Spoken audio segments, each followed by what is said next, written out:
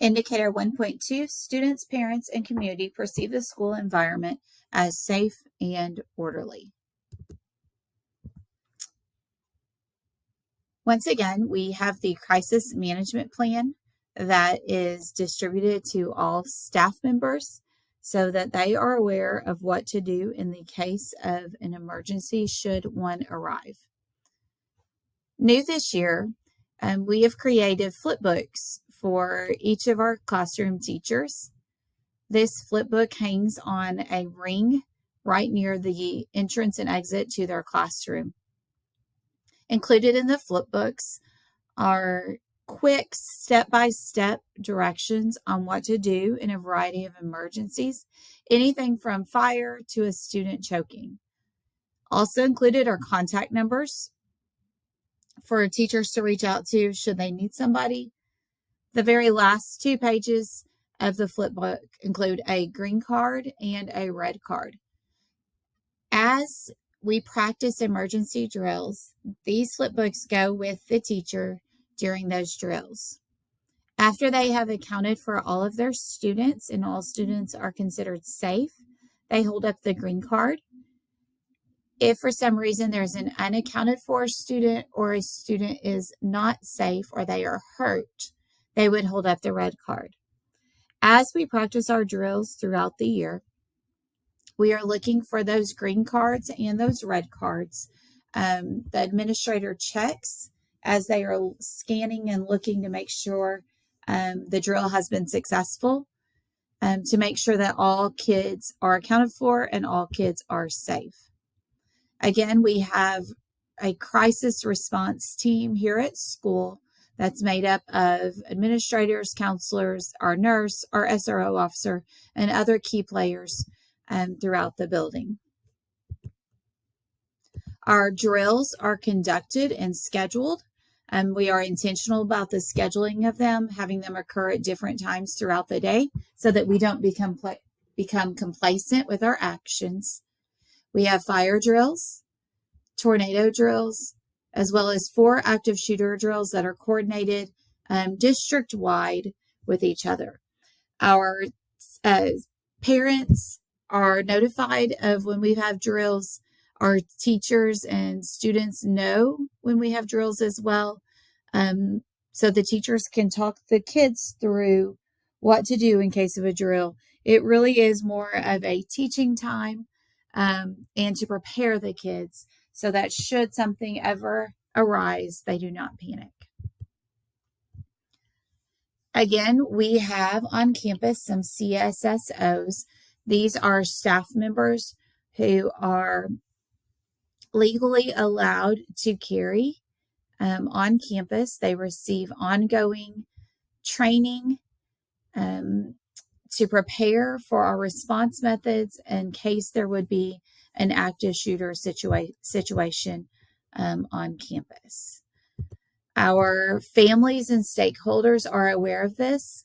They are greeted by this sign when they enter the building that they should be aware that certain staff members are legally armed and may use whatever force necessary to protect our students.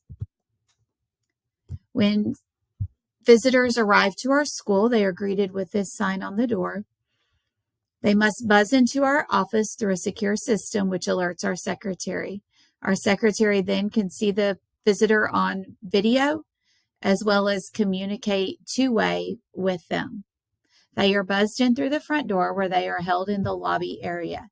No visitor can reach the inside of our school through the hallways until, again, they are physically buzzed in by our school secretary. All visitors must wear a visitor tag at all times that includes their name on it as well as their picture. It is very important to us that anytime students are on campus, that we are very clear on being prepared for them and keeping them safe. In this picture, you will see that these are morning duty spots by teachers when students arrive on campus. Most of our students arrive through the front where they are greeted by a team of people, including our school administrator, and someone that is part of the CSSO team. Other students, if they are bus riders, gain entrance to the school through the cafeteria. At this position every day is our school resource officer, who is also armed, that is greeting students as they come in. As students enter the building and they travel to various spots, we have intentionally placed teachers along the way to ensure their safety. Here's a list of the duty schedules and who will be at those positions, and on recess duties and other places where supervision is key. This information is communicated with our families on a regular basis.